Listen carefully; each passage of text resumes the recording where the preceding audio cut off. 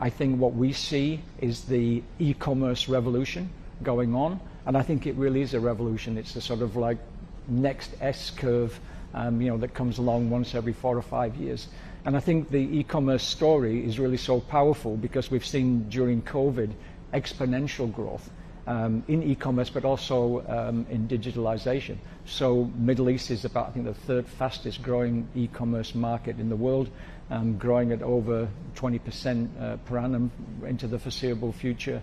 And I think, the rate of online users is doubling every year. And in the Middle East, especially in places like Dubai and Saudi Arabia, where everybody's got mobile and internet access, that's driving an even faster adoption of e-commerce. Do you think that trend is going to stay intact through the reopening and through this recovery, or is this just a short-term spike? No, this is a massive long-term spike, and I'll tell you why. I think obviously COVID sort of gave us 3 or 4 years growth in 1 year.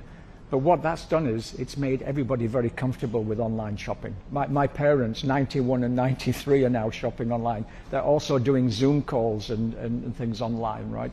So it's really accelerated the adoption of all forms of digital technology. Now I think what we're going to see over the next 5 years and even longer is more valuable things being purchased online, Rolex, whatever you want. Bigger things being purchased online because at the moment a lot of the e-com material is pretty lightweight. But I just see that whole product just continuing to grow, and more and more people are coming online to shop. So this what we call omnipresence. You've got your Amazons and your Alibabas, JD, etc. But that has forced just about every single retailer in the world to come up with an online offering. And then, the likes of Shopify step in and they make that experience even more convenient. And then PayPal gives you the best payment option in any currency, any part of the world.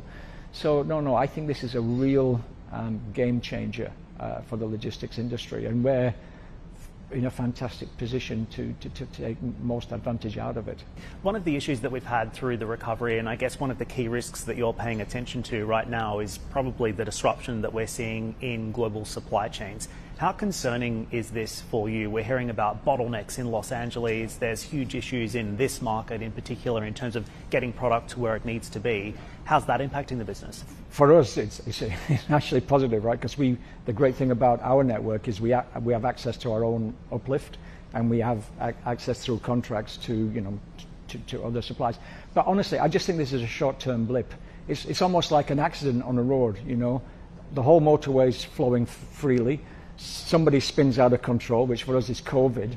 Everybody rams the brakes on, the whole thing backs up, and then all of a sudden, an hour later, the recovery truck's there. He's taken the accident out of the way, but it takes a long time then for for the road to get back to normal and everybody carry on. So the great thing, if you can call it great, this is not a demand-driven problem, right? It's a supply-driven problem. So what more about entrepreneurs and everybody else in the world, right? If there's a supply problem, people will find ways to fix it. So bringing the microchips online, getting the containers rearranged. I mean, there was other things, like ports, the Suez Canal, one-off things. But I honestly don't think that is a long-term issue.